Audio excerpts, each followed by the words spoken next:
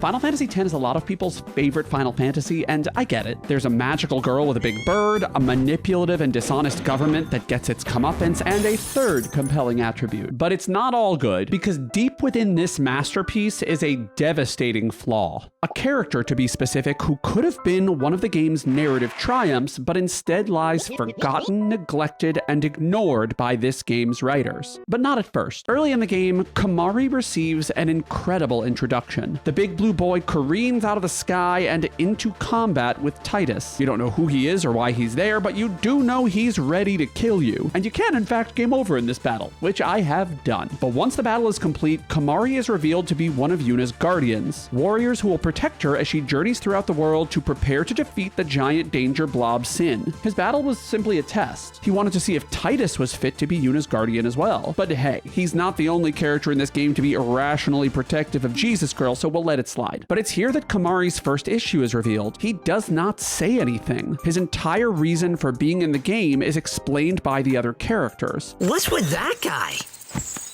Kimahri Ronso, of the Ronso tribe.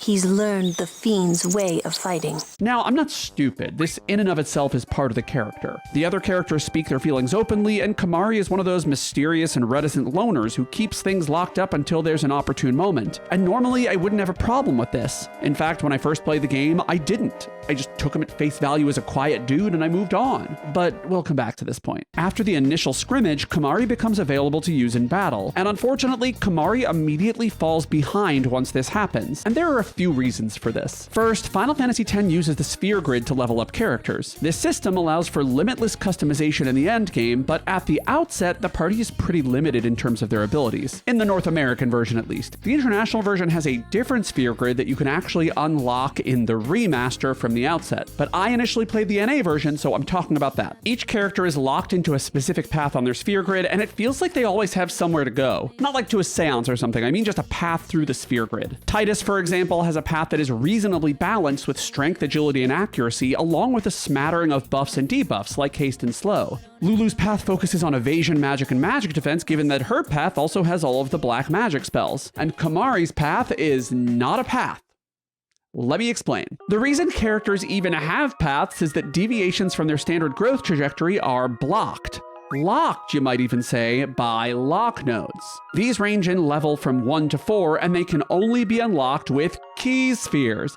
Duh. But there's one other way to unlock a path, and that's by subscribing to this YouTube channel. Also consider becoming a YouTube member for $5 a month to watch my videos early. Anyway, the basic sphere grid path for each character is relatively open. For example, if you want to grind, you can just take Lulu straight from fire to flare. Even if you just play normally, there's a good chance you'll get some stronger magic relatively early in the game just through passive leveling. Kimahri, on the other hand, is literally stuck in stat death at his starting position. He begins his journey at what I'll call the sphere grid nexus, a circle of 16 spheres that, while not insurmountably weak, are not particularly focused on defining a role for him. He initially has access to 3 abilities. Lancet, which is basically mandatory to use him to his full potential. Jinx, which looks like it decreases luck, but it does not, and it's kind of a useless ability. And also Scan, which, I mean, come on, who cares about Scan? You can so easily just put the sensor ability on any of your weapons and then they do the same thing. It's stupid. And you probably noticed while I was ranting about Scan that right in the middle of this little section is Ultima. Obviously a great spell, but it's blocked off by level 4 key spheres, which you're obviously not going to get for quite a long time. And speaking of key spheres, Kimahri is completely locked in this little circle of stat death until you reach Mi'ihen High Road. That's where you get your first level 1 key sphere. And while that's not incredibly far in, it is deep enough into the game that if you're fighting literally any battles at all, Kimahri is going to fall behind, while everyone else will have extremely useful skills that allow them to wipe the floor with him. Literally. I mean, not literally because he's not a mop, but seriously, Lulu's probably gonna have or be close to level 2 magic by then. Tidus is gonna have haste. Yuna will probably have Cura and obviously has summons. Now, to be fair, there is one use case that only Kimahri can really take advantage of. He can jet over to Riku's part of the sphere grid grid, grab the steal and use abilities, and you can gain access to these abilities before Riku rejoins the party. Except getting to her part of the sphere grid requires 2 level 1 key spheres. And in between those 2 lock nodes is literally nothing, which is crazy. Side note, just randomly, Copycat is right here just below that nothing, and it's kind of weird. You have a level 4 lock node, then Copycat, then a dead end with another level 4 lock node. And when you unlock lock nodes, they become nothing. So it's just a dead end, and then you have to spend another expensive resource to get to that nothing, which I guess you could put another stat sphere on, but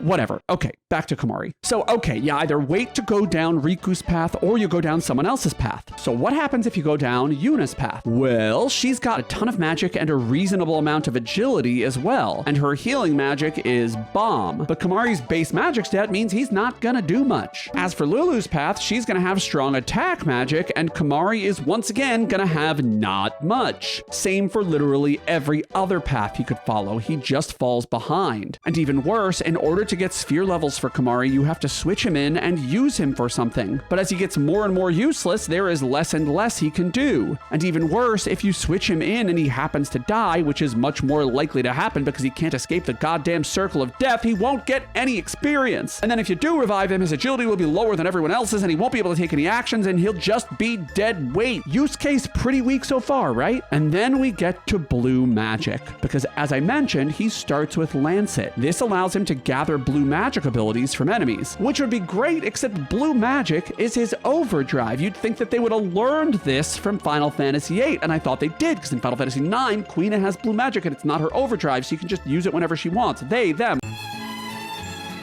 Anyway, this is the one thing that makes him unique, the one mediocre thing he has that changes the way he plays to actually give him a niche, and it's locked behind getting whacked by enemies a million times, and I hate it. Now, I'm not saying Kimahri's blue magic is useless. Kimahri actually came in very handy when I did a no sphere grid challenge. But let me say that one more time.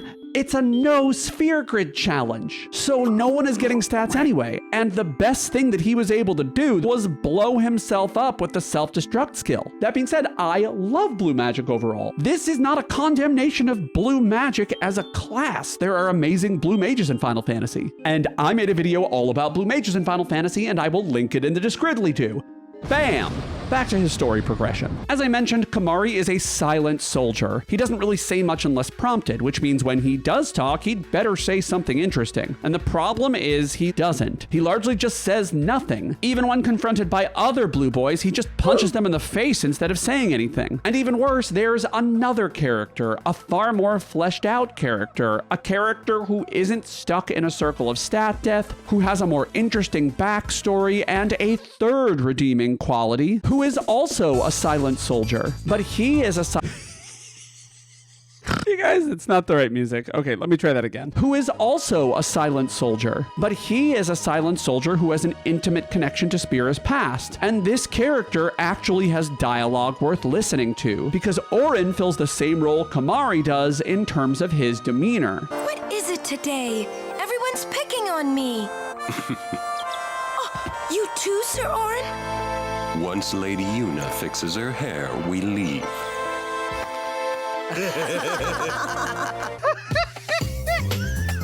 I want to be fair. There are significant differences between the way these characters interact with the world. Kimahri, as I mentioned before, is easily provoked by the other Ronso. Auron, on the other hand, is cool as a cucumber. And it's a big cucumber. Nothing really phases him. And granted, that's because he's literally dead. Sorry, spoilers, but still, that's a difference. The problem, though, is that throughout the game, while Auron acts as this wise father figure to the group, constantly providing little quips and adding flavor to the world, Kimahri just continues to do nothing, with a couple of exceptions. If you choose to ride on the sled with Kimahri instead of another party member, and why would you not choose Lulu? Come on, I'll give you 2 reasons why, 2 big ones. He gives you a little sliver of insight into his personality and actually makes you love him a little bit. Kimahri think you are kind. Don't tell anyone, okay? And finally, Kimahri's big moment on Mount Gagazet. The party is attacked by Kimahri's clansmen, Baran and Yankee, and he defeats them soundly. Though it's unclear why they're attacking him beyond some kind of dominance thing. It's toxic masculinity, I think, but that's implied and not stated. Hardness! Hardness! And then they throw out this gem. Summoner! We, Ronso, will stop pursuers from temple. Truly? Penance for breaking Kimahri's horn long ago. This little breadcrumb is put out on the table and we're ready to eat it up like the little plot piggies we are. But instead of giving us a flashback, an explanation, or a third compelling form of explication, they just leave it there. They broke Kimahri's horn long ago and that's it. Why did they break his horn? Why does that matter now? Tell us about the Ronso. Tell us why the Horde is important. Do they use it to... Funny story though, as far as plot goes, that's literally all that Kimahri gets. But let me give you a quick rundown of the plot points the other main characters get so you understand exactly how dank this is. Titus is a Firefly boy produced by the Zanarkand Faith's dreams, and as he discovers the horror of the final summoning, he works to dismantle sin and in the process destroy himself and his home. Yuna is almost literally Jesus, but prettier, and she embarks on a quest to destroy the big danger blob despite knowing that doing so will cause her own death. Lulu and Waka have known Yuna since she was a child, and they have an older sibling relationship with her. A lot of fiends here, y'all. Don't talk like that. Waka spends the game overcoming his racism, and Lulu provides comic relief by being a hot mama. She's added me to her list many times. Orin, along with High Summoner Braska and Titus's dad, who is also not real, succeeded in his initial attempt to defeat Sin, but now looks for a way to dismantle the danger blob permanently. He's the reason Titus was pulled away from Dreams Anarkand in the first place, and he's the only one with first-hand knowledge of the Sin industrial complex in Spira. Riku, as an Albed, is a conscientious objector to the final summoning, particularly since Yuna is her literal cousin. However, after getting to know Yuna, she develops both a deep respect for her autonomy and a fervent resolve to change the status quo to keep her alive and defeat Sin forever. Summoners shouldn't have to sacrifice themselves. Just so the rest of Spira can be happy, right? And Kimahri. Kimahri protect Yuna. Kimahri horn broken. Wah, wah. Worst character.